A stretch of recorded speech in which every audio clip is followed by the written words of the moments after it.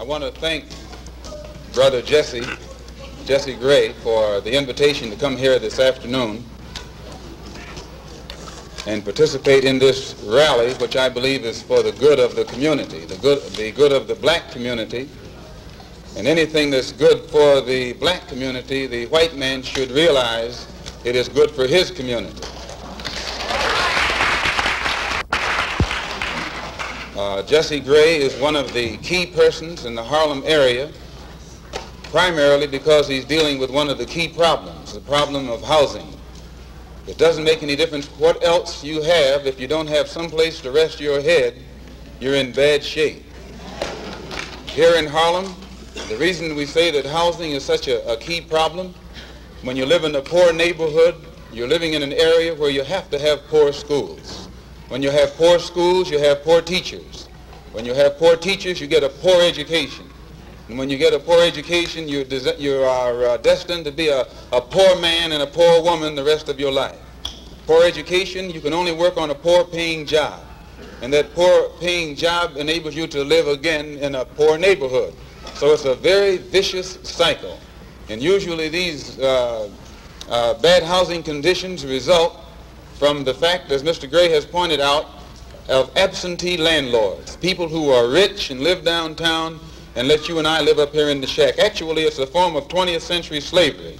And what you and I have to let the man know is we are peaceful people. We are loving people. We love everybody who loves us. But we don't love anybody who doesn't love us.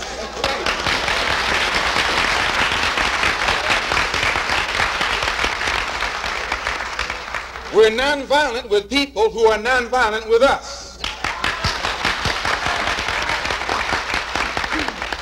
But we are not nonviolent with anyone who is violent with us.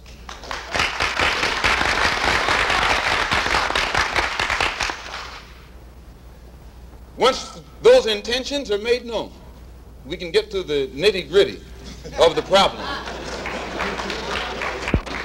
We can get to the core of the problem. We can get to the root of the problem. And then we can correct the problem. There's been a lot of talk said recently because I was supposed to have said something about Negroes should buy rifles. White people have been buying rifles all their lives. No commotion. I see an editorial right here in a paper they call the Journal American. One that we happen to have a suit against for around $6 million for saying the wrong thing a few years ago. It says that we're supposed to be organizing some kind of Negroes to arm themselves with rifles and shotguns for self-defense. America is based upon the right of people to organize for self-defense. This is in the Constitution of the United States. You read it for yourself. Brother James had the Constitution. He brought the Constitution in with him. I don't know why. What is that now? What article is that? The Second Amendment to the Constitution spells out the right of people under this particular governmental system to have arms to defend themselves. All of you know I'm not an integrationist.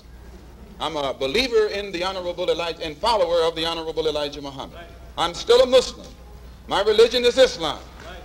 I run into some obstacles in the Nation of Islam, and I feel that I can best serve the Honorable Elijah Muhammad's purpose and program and carry into existence what I feel, I understand, concerning his objectives better on the outside than I can on the inside. And now that I have the independence of action, it's my intention to work with everybody or against everybody, whatever the case may be, to try and get some kind of immediate solution to the problems that are confronting our people. I still believe the best thing for us to do is go back home to Africa. But while we're getting ready to go back, we've got to eat now, we've got to sleep now, we have to have some clothes now, our children have to go to school, and we need some place to work. So whatever kind of action program can be devised to get us the things that are ours by right, then I'm for that kind of action no matter what the action is. I don't think when a man is being criminally treated that some criminal has the right to tell that man what tactics to use to get the criminal off his back. When a criminal starts misusing me, I am going to use whatever necessary to get that criminal off my back. And the injustice that has been inflicted upon Negroes in this country by Uncle Sam is criminal. Don't blame a cracker in Georgia for your injustices. The government is responsible for the injustices. The government can bring these injustices to halt.